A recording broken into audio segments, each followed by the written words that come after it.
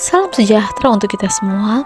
Kembali saat ini kita akan mendengarkan bacaan Alkitab dalam kitab Imamat pasal 4.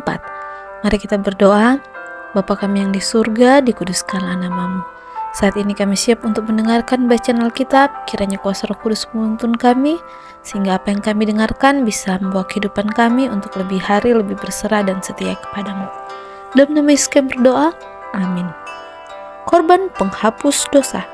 Tuhan berfirman kepada Musa, katakanlah kepada orang Israel, apabila seorang tidak dengan sengaja berbuat dosa dalam suatu hal yang dilarang Tuhan dan ia memang melakukan salah satu daripadanya, maka jikalau yang berbuat dosa itu imam yang diurapi sehingga bangsanya turut bersalah, haruslah ia mempersembahkan kepada Tuhan karena dosa yang telah diperbuatnya itu seekor lembu jantan muda yang tidak bercela sebagai korban penghapus dosa.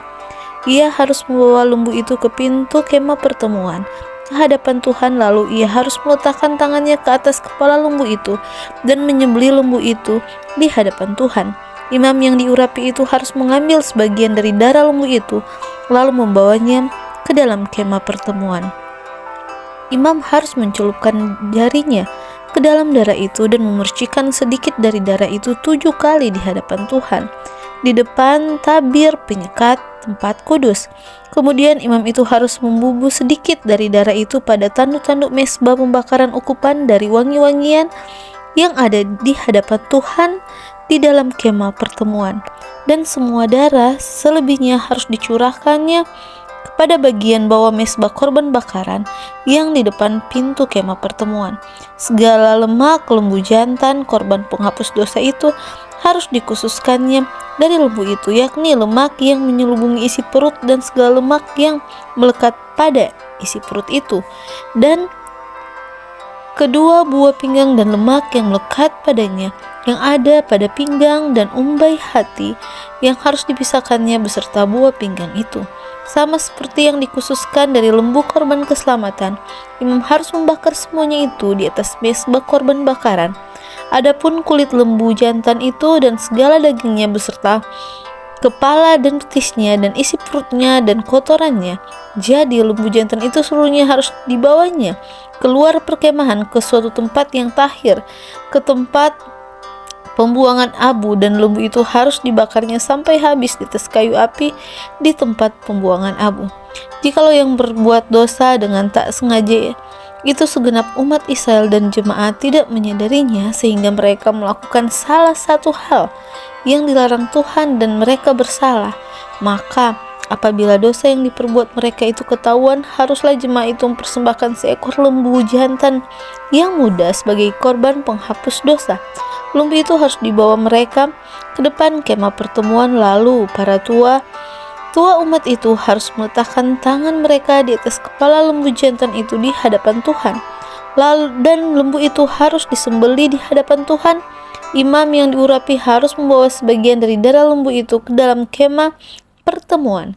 Imam harus mencelupkan jarinya ke dalam darah itu dan memercikannya 7 kali di hadapan Tuhan di depan tabir.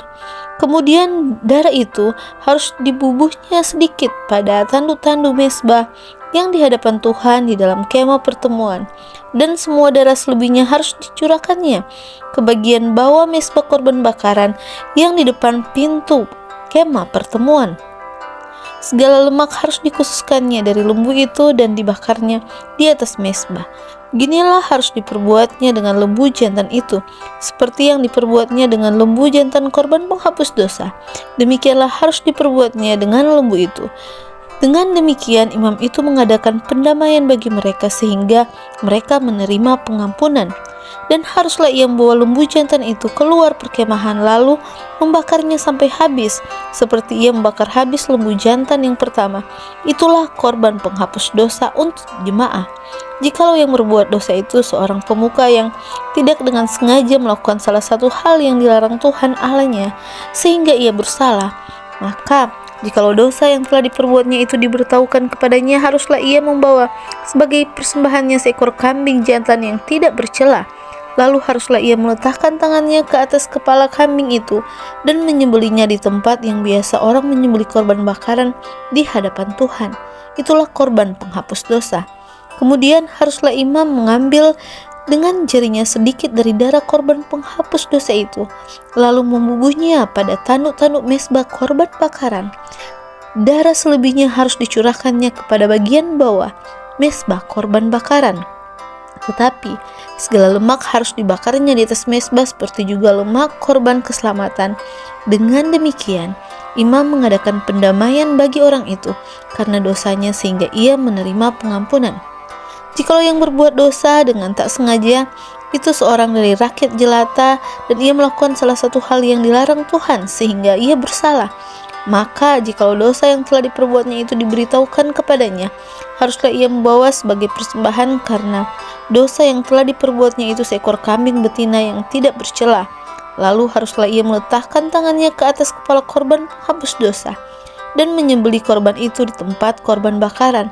Kemudian imam harus mengambil dengan jari sedikit dari darah korban itu, lalu membubuhnya pada tanduk-tanduk mezbah korban bakaran.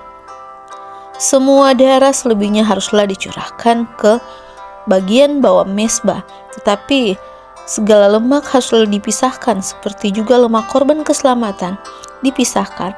Lalu haruslah dibakar oleh imam di atas mezbah menjadi bau yang menyenangkan bagi Tuhan.